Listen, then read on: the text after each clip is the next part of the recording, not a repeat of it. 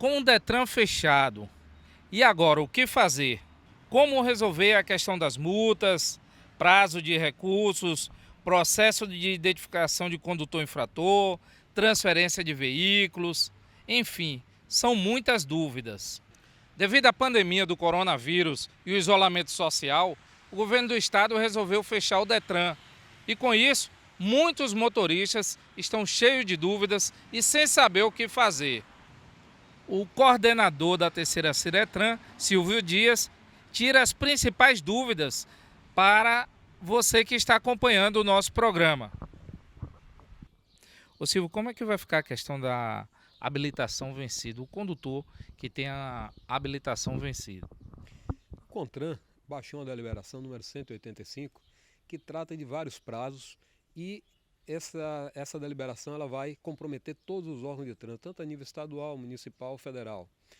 No caso específico da habilitação, ela está com prazo de validade indefinido, desde que essa habilitação tenha vencido a partir do dia 19 de fevereiro. Então, se você teve sua habilitação vencida a partir dessa data, você poderá transitar tranquilamente conduzindo seu veículo de 2 ou 4 rodas, sem se preocupar com a fiscalização. Não vale para aqueles casos onde a habilitação venceu antes dessa data.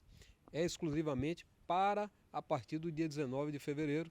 As datas de validade estão tratadas de forma indefinida. E quem está tirando a sua primeira habilitação? Qual o procedimento? Para quem está tirando a primeira habilitação, houve a prorrogação do prazo do laudo.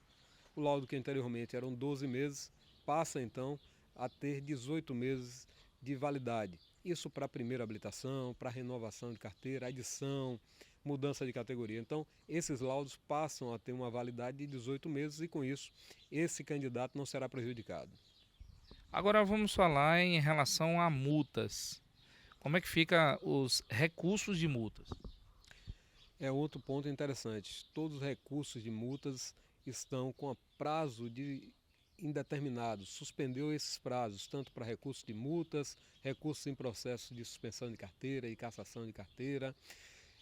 Também para aquelas pessoas que precisam identificar o condutor infrator, estão com esses prazos suspensos indeterminadamente. Isso tudo para evitar que a pessoa precise se dirigir ao órgão de trânsito. E quem está fazendo a transferência de veículos usados?